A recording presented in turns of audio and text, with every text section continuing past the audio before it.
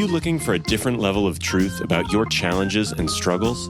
Then be a part of the Yes and podcast, hosted by empowerment strategist and trauma specialist Jennifer Whitacre. Every Wednesday, we challenge conventional thinking on topics like trauma, healing, and so much more. Learn life lessons and great nuggets of wisdom from guests who've moved through their pain and suffering to discover a new purpose in life. Now, here's your host, Jennifer Whitacre.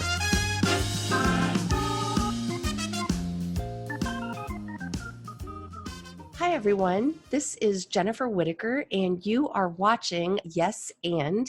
Today, we are talking with Caroline Diana Bobart, who is a professional clairvoyant and spiritual mentor who helps super smart, soul-driven entrepreneurs with successful businesses create deep healing around the personal issues that affect their productivity and happiness levels during the day and keep them up at night.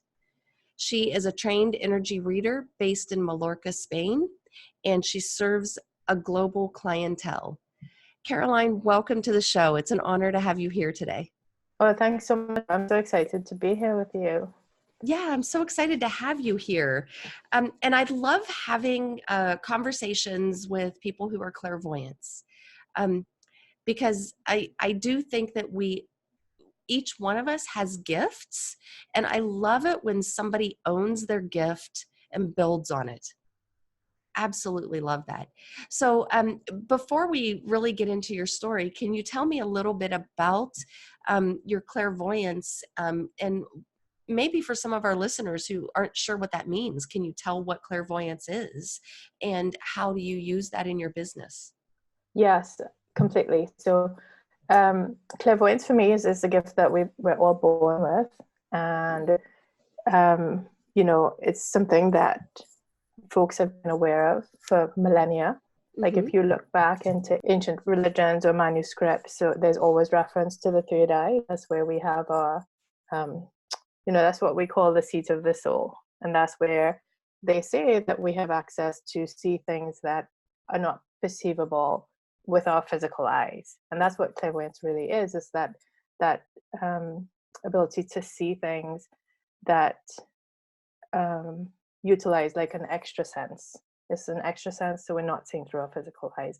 And how I use it as a trained clairvoyant is slightly different to like the natural kind of gift that we're born with, because the training takes you through months and years of just practice, so that eventually with the training, you build up like your own reference library for what you're looking at. And I think that's one of the key differences between someone who is born clairvoyant but doesn't necessarily know like what they're seeing, what they're sensing, and how to contextualize or put that into sentences, how to string sentences together around what they're actually looking at. So that's what the training as a professional clairvoyant enables me to do, is to look directly at whatever you're describing to me on an energetic level and to describe that back to you. So it's quite a alchemical process, because Jennifer, the sort of energy when we look at it is to move and to shift. So if I describe something to you that we're looking at in your space, you kind of psychically look at that with me as well. And the effect of that witnessing of both of our eyes on whatever we're exploring for you starts to kind of unravel that challenge or that situation that you want more insight around. Okay. And I heard you say in there that everybody has, this ability. So why is it that some people own it and grow this ability? It's like a muscle. If you use it, you build it. If you don't use it, you lose it and you get a little flabby. So why is it that some people own it? Some people seem to be scared of it, and some people just completely reject the concept altogether. Do you have an answer to that? Yeah, I have a simple answer. And I think in my experience, what I've seen is that it really depends on the circumstances that you grew up in, and how much of a thing that is with the people around you that carry you and bring you up. Like if you grew up in the church or close to the church, that may not be a thing that is acknowledged And if it's not acknowledged as a child, we just tend to forget, or we tend not to see those aspects of ourselves. Whereas if you grew up around like hippie parents, for example, that might be the norm. It might be everyday conversations that come up and that you have. I think we're very much products of our environment that way. Yeah. Yeah. And it's amazing how religion can sometimes get in the way, because I don't see this as antithetical to religion in any way, shape, or form, because a lot of religions talk about the prophets. And the prophets were absolutely, tapping into their ability to be clairvoyant. Absolutely. Yeah. Yeah. And I have a theory too. I'd love to hear your theory on this. One of my theories is that not the only, but one of the things that blocks us to our abilities, to our clairvoyance, or even clairaudience or clairsentience, whatever that might be for a person, can be trauma. Because the trauma gets stuck in our nervous system, and it can really muddle the messages that we get. And I understand that you've experienced trauma. You call it your dark night of the soul. So, Caroline, are you willing to share how your dark night of the soul helped you become the fullest expression of yourself and reclaim who you are? Absolutely. I think I love how you put that into a context of, the trauma blocking us from ourselves, essentially, not just on a emotional level, but on a spiritual level as well. And yeah. I'd love to share that, because my journey's been so important to the work that I do, and why I do it, and why I'm here. Yeah. Yeah, please do. Please tell us about your dark night of the soul and how that came about. So so me as a woman, as an individual, as a clairvoyant, I was always someone who's like really, really connected to myself, and really confident, really, life was good. I started my practice in 2002, and I worked for many, many years with people, and in retrospect, I don't think I took my gift, my soul's work, my calling, I don't think I took it seriously enough when I look back. And what happened was that in 2011, I had a daughter, and it was a difficult pregnancy, and it was a difficult birth. And after that, I just found myself reeling spiritually. I just had never experienced anything like it. And for someone who is so connected to myself, and so, I could create anything that I wanted. Like I said, life was good. I didn't have anything that I needed. I could manifest anything. I could create anything. And then suddenly, after she was born, I didn't know who I was anymore. I just could not connect with my sense of self, my energy, just my being, like my essence. I couldn't. And it was such a bizarre feeling for me. It was such a scary thing, because I had gone from being so connected and so like in life's flow to like suddenly being disconnected from myself, and not knowing what was happening, not knowing, I had no diagnosis. The doctors, like, that this wasn't a thing that they could recognize and diagnose. So I was just kind of drifting, for quite a while. And with a newborn as well, you're like, your priority is to keep this little thing alive, and so I was secondary in that situation. And I think it took some time around, really stealing moments to introspect and to ask myself, what is happening here, and like, how do I like find myself? How do I get out of this like deep dark hole that I'm in? And that's why I refer to it as a dark night of the soul. It's like there was nothing. There was just nothing. I had no reference for it. And eventually I came to see that, with the support of like colleagues and friends, and, they didn't know what was happening either, but they knew I was not myself. I came to see that what I was after was being able to reconnect with me. And it required me to figure out, well, who are you? Who are you? What are you? What is important to you? And, you know, those seem like, when I think about them now, they seem like such superficial questions. Like, yeah, I'm me, I'm Caroline. But it was like, no, who are you really? Who as a spirit are you? And why are you here? Why are you asking these questions? And why is this process important to you? Like, it was a very deep kind of, almost, I would say, a spiritual life or death moment for me. You know, do you want to survive, or do you want to be lost? Do you want to wander the earth a lost soul, like, for the rest of your life? That's what it felt like. And that prospect of, like, being so connected to myself before my daughter's birth, to the idea that I could possibly be just a drifter, it was shocking. And that process really started me along the lines of, okay, I am a clairvoyant. My soul's work is to help people see themselves, to connect with themselves. And, you know, the big kind of realization in it for me was like, okay, you help people find yourselves, and here you are in a moment where that's what you most desperately need, is to recover yourself from this, you know, this difficult birth that you've been through, this difficult pregnancy, this difficult life moment. And, you know, it was like life forced me to really dive in and claim myself. So any kind of, like, you know, frivolousness around my gift or not taking it seriously, it was like life saying, like, you have to own who you are. You have to own what you do. You have to own this as a thing, and you need to right size it in your life. And I could see, you know, before I was just probably more focused on fun, and fun is a good thing. I believe in fun.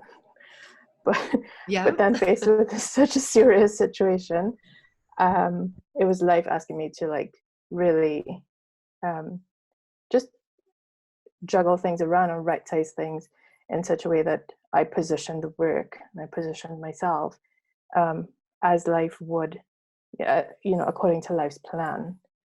You know, so it was like a moment where I felt like life was asking me to step up, you know, be more responsible. Yeah. And I know when we talked a few weeks ago, you were saying that you knew that this wasn't depression.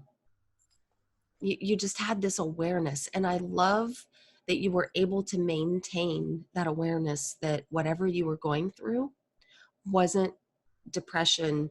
It wasn't something that could be put into a diagnosable box. Because really, all a diagnosis is a label for a cluster of symptoms. It doesn't explain anything. That's all. It's a label for a cluster of symptoms. And I love that you weren't willing to put yourself into that label. I resisted it so strongly. Yeah. And how did you know that this wasn't depression? How did you maintain that awareness?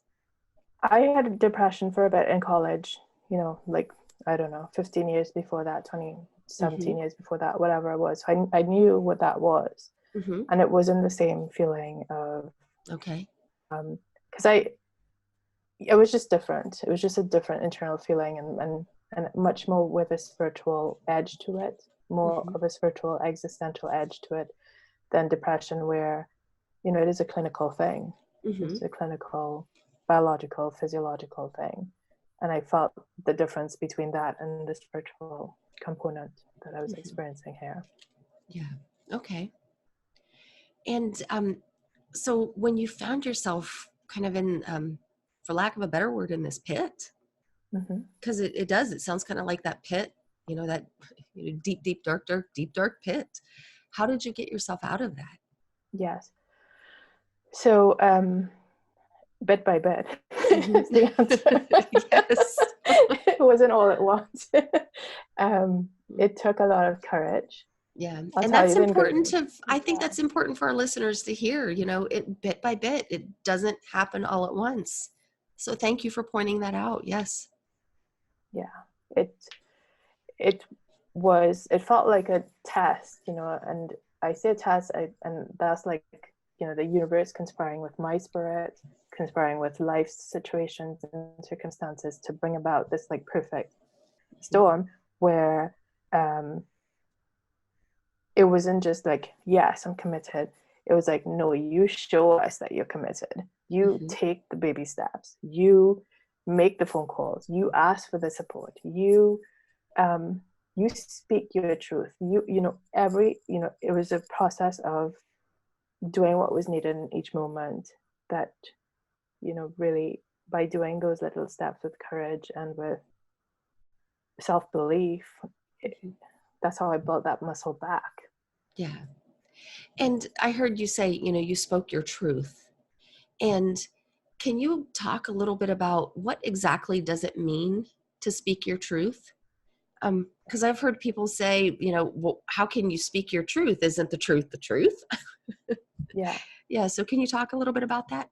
And I do think like this is opening up a philosophical can of worms, I think. But I do think like personal truth is a reflection of universal truth, a bigger truth. But for me, what I mean when I say I spoke my truth is like really being clear on any place where I might have been selling out myself or underselling myself or negotiating myself, compromising myself, and saying, no, I'm not going to do that anymore because this is who I am, or I'm not going to do that anymore because this is what I need. And I think when I say speak your truth, it is the voice of that inner compass within you that knows what you need in order to be who you are.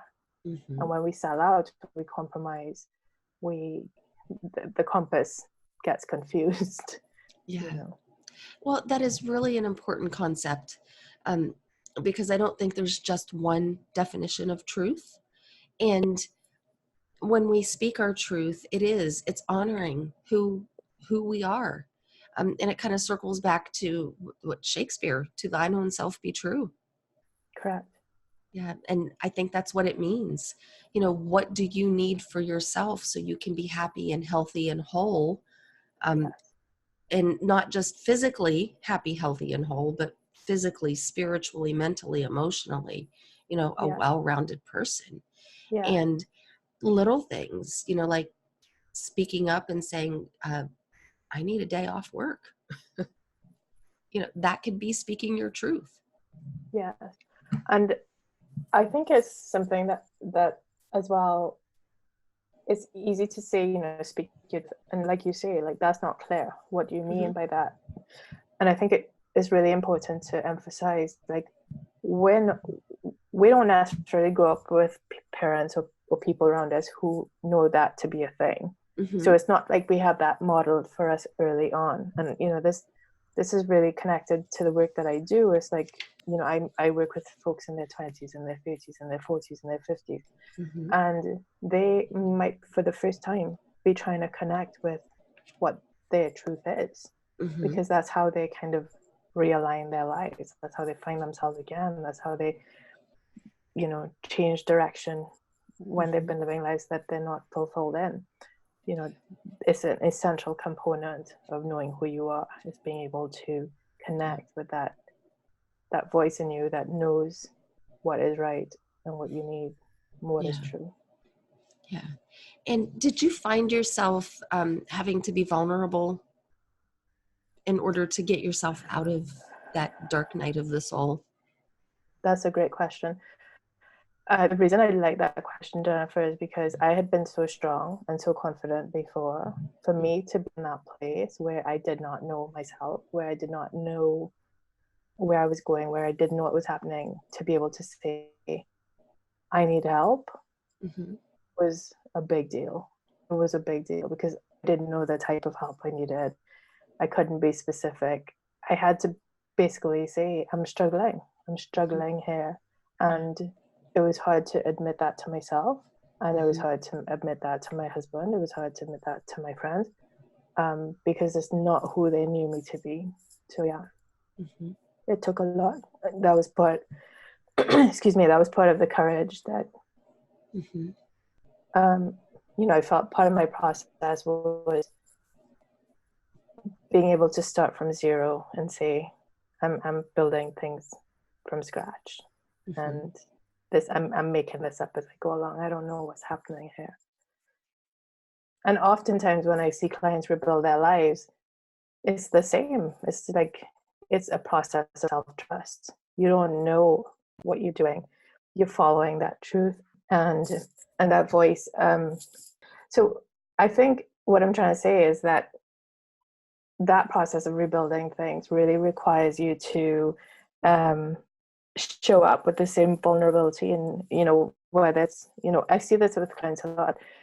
And you would know this in your line of work as well, where old friends fall away, or you need to distance yourself from certain people for a while, because you just need to have this process or this healing moment be private, be what it needs to be, not just be in it without any judgment. Let it be as big as it needs to be, and to trust, so that those components of courage and self-trust are essential ingredients in,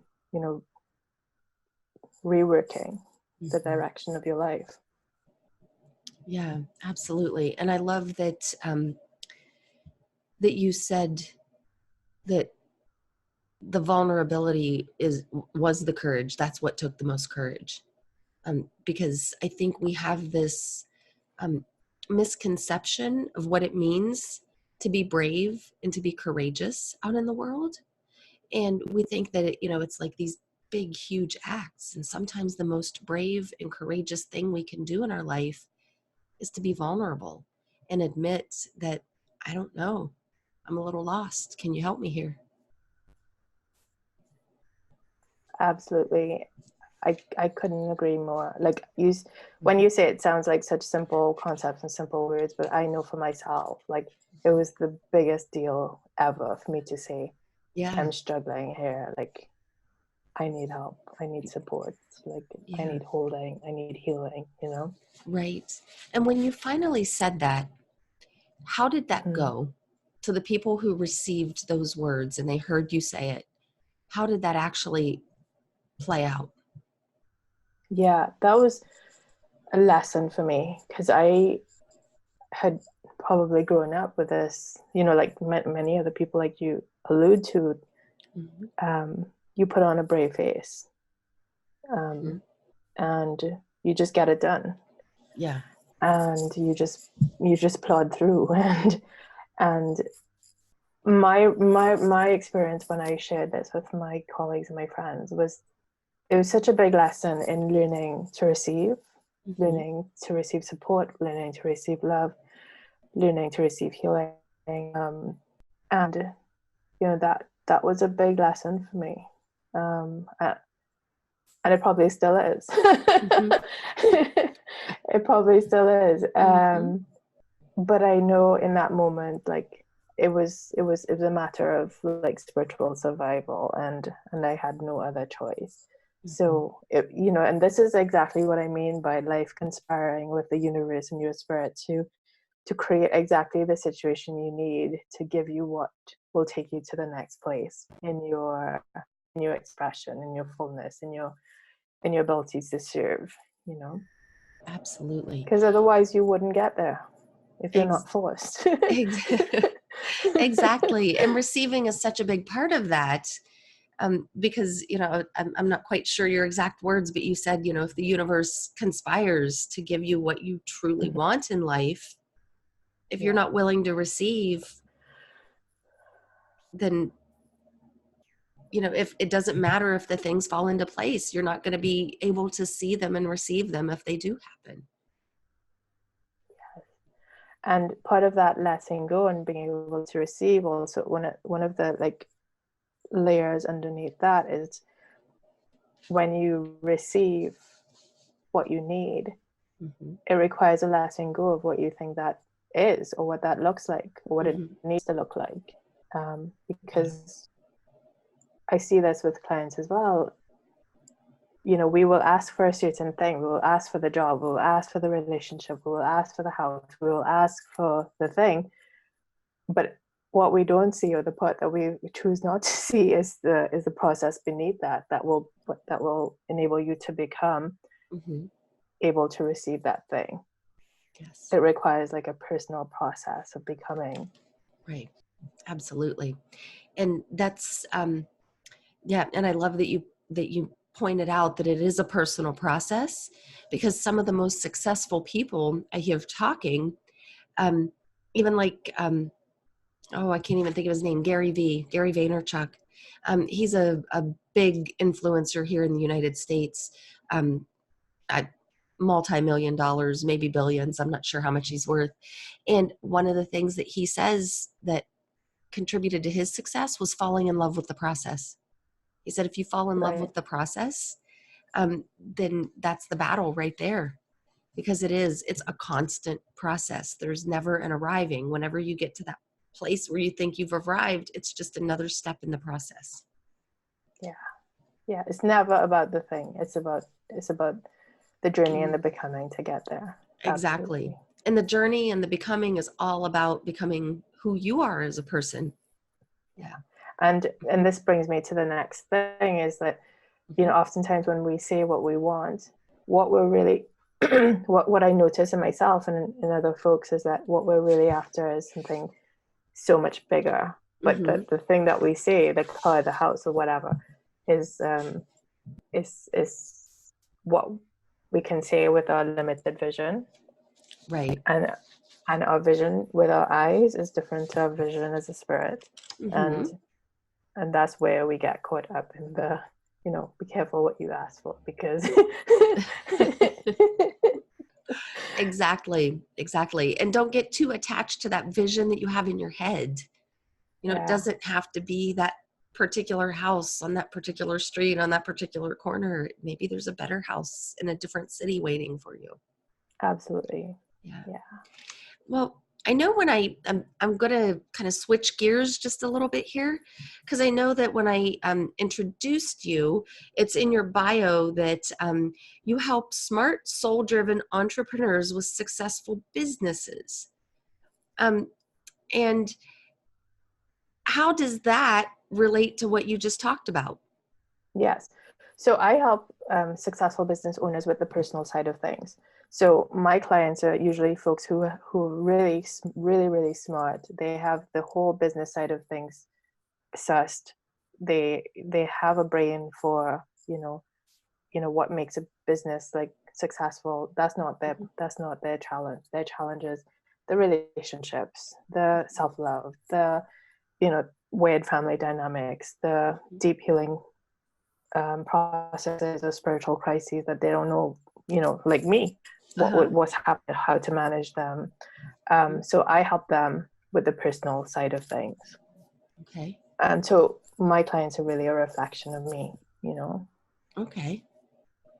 folks with successful businesses who need support with the things that are not their expertise, that, I really am an expert on. And having been through my own process, that's how my work feeds into, like, I know what is required. I have walked those steps. Yeah.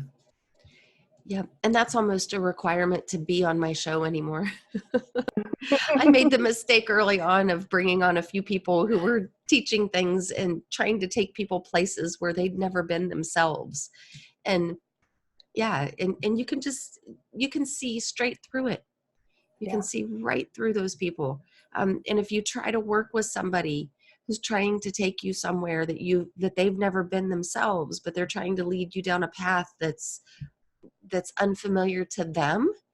I don't know if you've worked with anybody like that in your life. I sure have. I have. My BS meter just goes off the charts. Yeah. And I think it's quite damaging as well, in my experience, in my personal experience, because you look to someone as a guide to know what they're talking about.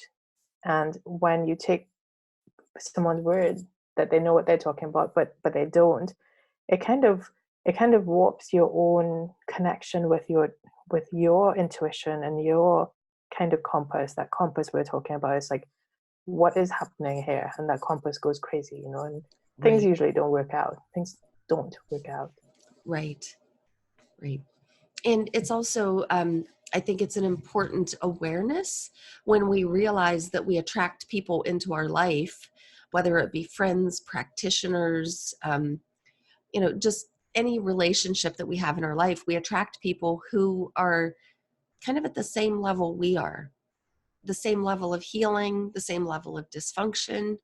And when you realize that you're surrounded by a whole bunch of dysfunctional people, it's probably time to take a good hard look in the mirror. Yes. Yes. We could talk Right? about that for a long time. Yes, absolutely. Absolutely. So, Caroline, can you tell me a little bit about your process on how you work with people? Like how would somebody know that it's time to reach out to you? Yeah.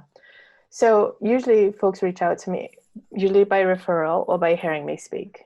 Okay. It's usually because they've had close contact with me. Because Uh-huh. we're not like born knowing there's people like this or support like this available in the world. Right. But the minute like I'm in a small group with folks, for example, and they hear me speak to what I call the enduring question, for example. And the way that I define your enduring question is, and most of us have one, it's like, what is that thing that sits with you day and night that you can't figure out, that affects your mood, that affects your productivity, that affects the way that you see yourself, it affects your self-esteem. And usually it's something, your enduring question is something that's sat with you for years, and you haven't been able to unpack it using conventional methods. You just cannot you see yourself in it. You cannot unravel it, but it affects you so deeply. It walks around with you. Mm-hmm. And usually folks are aware it prevents them from getting to the next place in their lives. It's blocking them from creating a lasting relationship. It's blocking them from receiving love. It's blocking them from, the next level of success in their business. It's blocking them from, um, you know, kind of shedding family karma or family agreements that no longer serve. And their spirit is yearning for a new level of expression and freedom. Mm-hmm. Um, and that's a very internal, personal thing. It's like Uh-huh. that restlessness. Like on the surface, everything looks fine, but your spirit is needing more. And usually in small groups, I hold what I call soul circles from time to time. So a soul circle is a way where I invite folks in and they get an opportunity to start chipping away at that enduring question. So in a small group, they'll share that enduring question with me. I will tell them what I see, and we begin that process. Um, and it's quite a magical thing because you get to see other people's um, enduring question. It all plays together. We all see ourselves in each other's process in some way. And so yeah, that's usually how someone knows it's like their spirit needs more and they're not sure even how to address that as a thing. How do you even begin to put that into words? And usually it requires just having a conversation with me so I can look really deeply with you at what you're feeling, because sometimes we don't really know how to describe what we're feeling or contextualize it in a way that we can ask for help. So so I always encourage folks to reach out to me so we can talk things through and just give them the clarity that they need about the situation that they're in, where they want to go, they're creating the next steps really. Okay. Yeah, and I love that you call it that in the enduring question.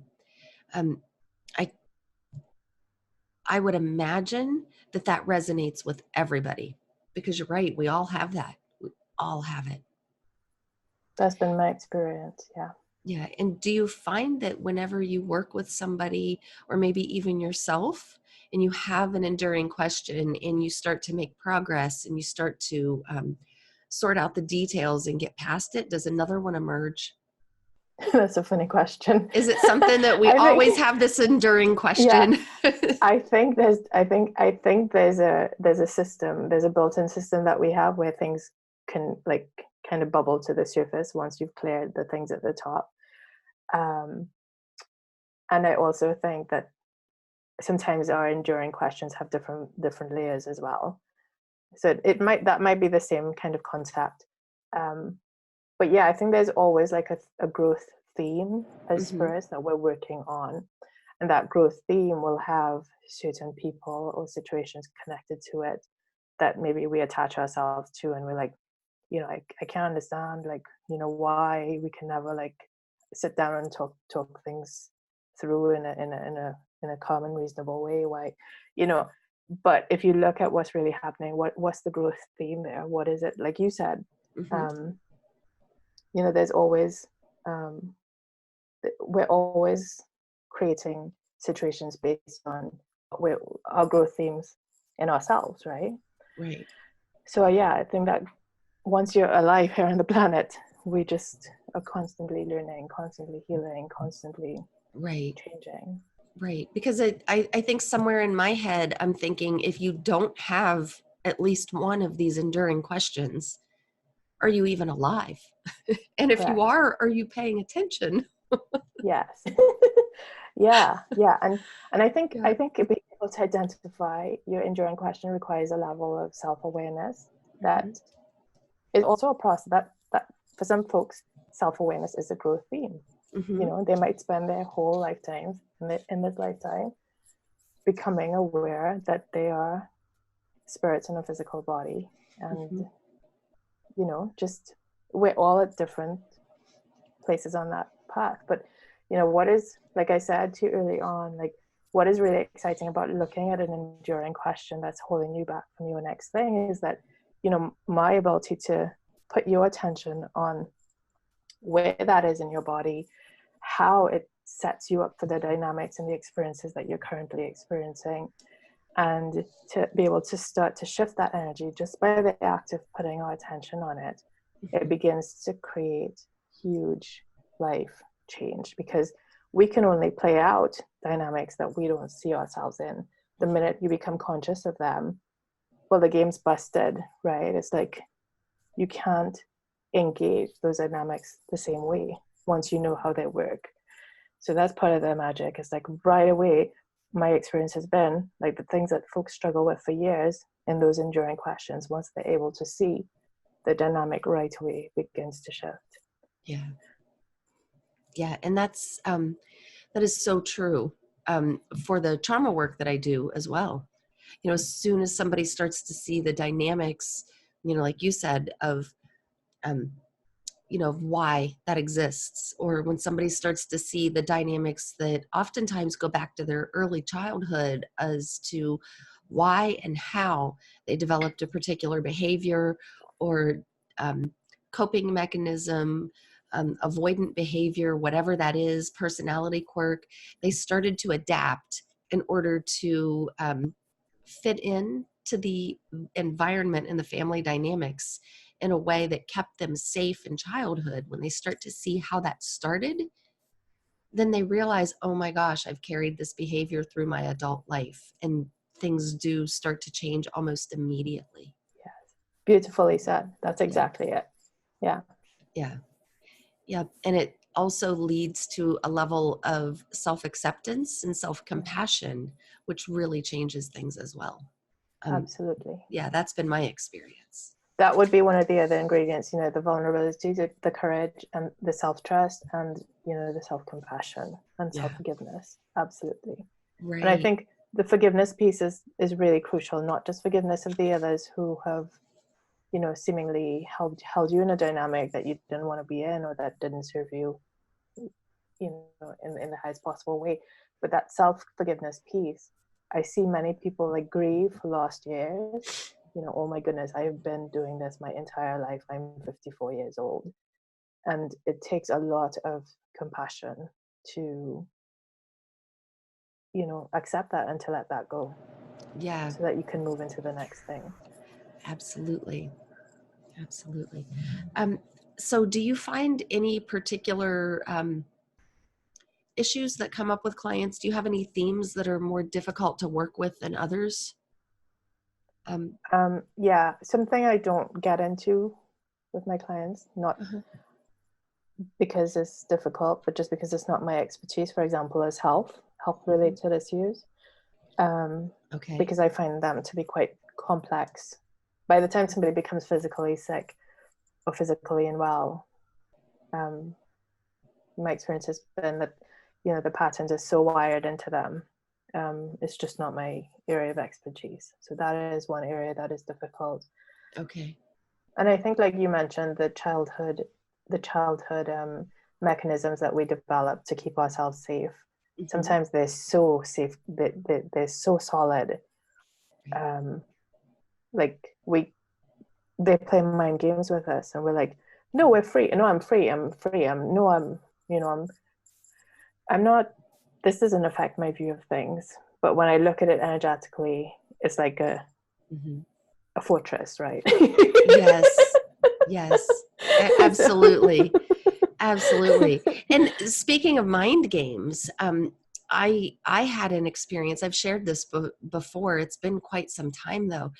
I had an experience where I was getting really triggered by somebody. And I tend to be really audience, so I get that little voice in my head that talks to me. And it's not schizophrenia for anybody listening. It's that little voice of knowing, that little voice of guidance. And I kept hearing the word gaslighting come up. And I was looking for evidence. I knew I was getting triggered, and I was looking for evidence of where this person was gaslighting me, and I couldn't find it. And finally, and this went on for, I don't know, probably a month, several weeks to a month. And after sitting with this for some time, I finally had the realization that I was misinterpreting some gut feelings and some signals that my body was sending me. I was misinterpreting them as something that needed to be healed instead of using it as my guidance system, going, oh no, I need to work with this. I need to heal this. I need to get over this. I need to stop being so judgy of this person. And what my body was signaling to me was not that this is a horrible person. This is not a bad person. It's just, you shouldn't be working with this person. It's not a good match for you. And so my body was sending me all the signals. And one of those signals was that little voice in my head saying gaslighting. And what happened was I was gaslighting myself by convincing myself that this was something I needed to get over. This was something I needed to heal. This was something I needed to face head on and address. I was getting the signals mixed up, and I was gaslighting myself. And when I had that realization, it was just like this moment, and everything opened up and everything changed. I was able to resolve the issue really quickly. And it does. So it's learning what those messages are that come from within are so important. Yes. So important. And that reminds me of something that I share with my clients a lot, which is that in order to hear that voice, to hear that inner knowing, to connect with it, to follow it, to, for it to be a thing, for you to really have a sense of how your body feels when you're in that wisdom. It is a thing. It requires you to let go of what you think you know, because oftentimes what we think we know is directly related to the places that we're stuck. Anytime we get triggered or offended or upset, it's a reflection of something that we do to ourselves, that the world is mirroring back at us. So it goes back to that old saying, when you point the finger at somebody else, there are 3 more fingers pointing right back at you. So sit with that and look at, okay, what am I getting upset with that person about? And in what ways do I do that to myself? Because this situation, the example that I just gave you, I was getting triggered and upset, thinking this person was gaslighting me and looking all over the place for evidence for it. And when I found the evidence, it was me doing it to myself. And so it was just proof of it. Proof that, and that is so true. I found that to be true over and over and over again. Anytime we're upset or angry with somebody else, it's because we do it ourselves in some way or another. And it might not be obvious. No. I think that's the key. It might not be blatantly obvious. Sometimes you have to sit with it and really look at in what areas do I do it? Because it's not always a direct parallel. It's more sometimes adjacent or cattywampus. Yeah. And I think this is the benefit of having another pair of eyes on your process, is because we see our process, we see within the boundaries of the process, where the person who's supporting us and guiding us can see the process, the place that you're trying to get to, can see the boundary that you're hitting up against, they can see what you're struggling with inside, they have that bigger picture. And that subtlety that you talk about is very difficult to achieve sometimes without support, because when you're in it, and that's all that you know. That is your reality. So unless you have that kind of life experience to kind of step back and expand your view of things, to really, like you would have had to do, to kind of step back and see that you were gaslighting yourself, like that takes some level of expertise, right? Not that's not something that, you know, most people can do.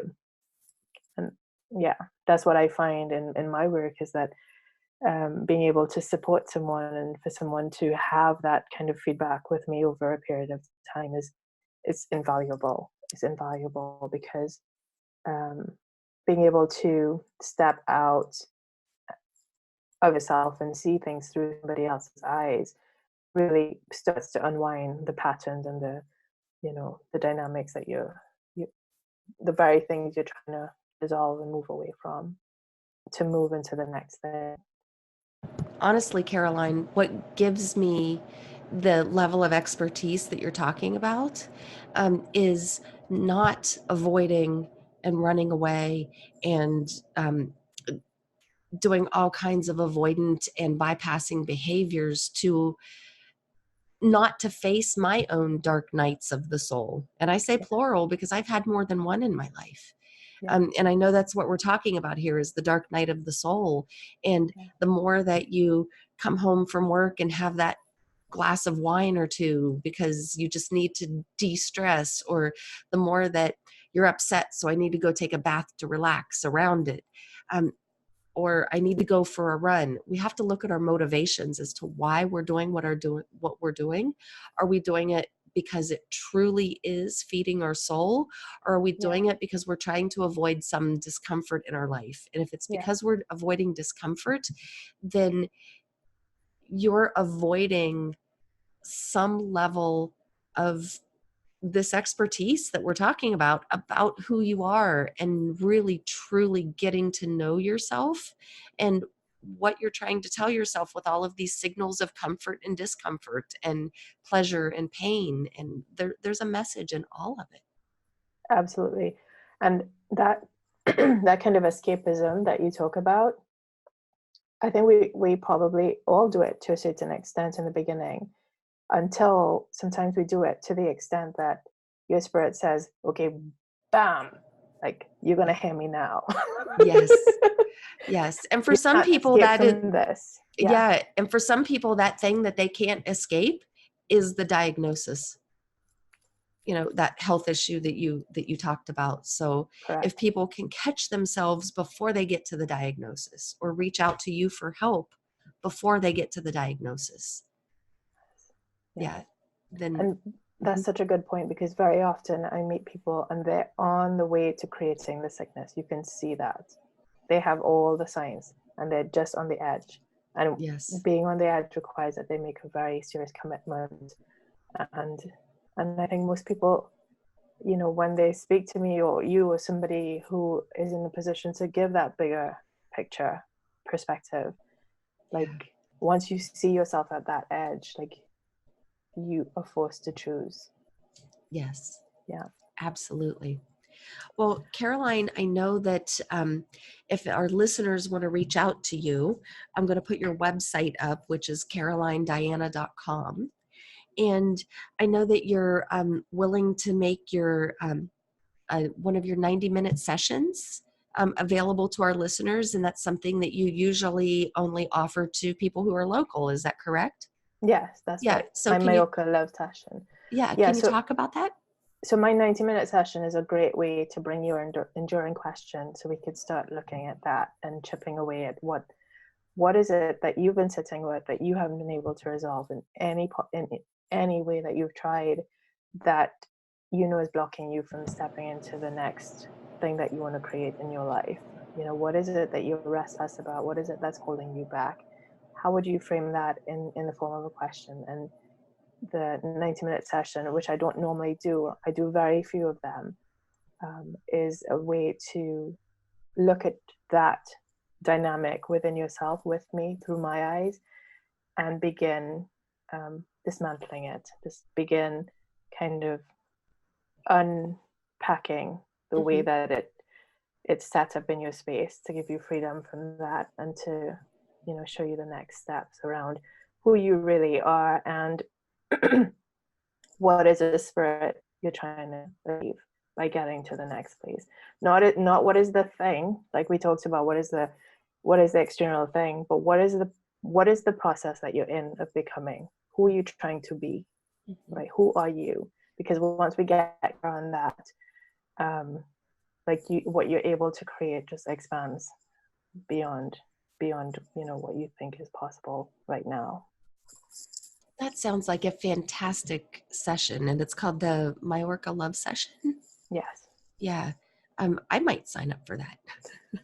That sounds fantastic. So, Caroline, before we finally sign off today, do you have any final tips or bits of wisdom to leave with our listeners? Yeah. My what I'd like to share is just like, if you're in that dark place of the soul that I referred to in my own experience of feeling disconnected from yourself, not knowing who you are, there's two routes that you can go. You can do it the DIY slow way that will take years, or you can say, as I did in my vulnerability, you can ask for support. You can say, I'm struggling here, I don't know what's happening, I need support. And you can get it right now. It is available to you right now. You can reach out to me, you can reach out to your friends, you can reach out to anyone. But I think that's one of the things that I see in retrospect is there's a quick way, or there's a not so quick way. And the support you need is there for you if you're ready for it. Yeah. Fantastic. Well, thank you, Caroline. It's been a pleasure to have you with us today. I'm so pleased. Thank you so much, Jennifer. It's been such a joy to speak with you. Yes. And so I will see you all next time we record an episode of Yes And this is Jennifer Whitacre signing off. We have just concluded another episode of the Yes And podcast with Jennifer Whitacre. For additional resources, please visit our website, jenniferwhitacre.com. Leave a review if you enjoyed the show and find it useful. Until next time, continue challenging conventional thinking and keep moving forward.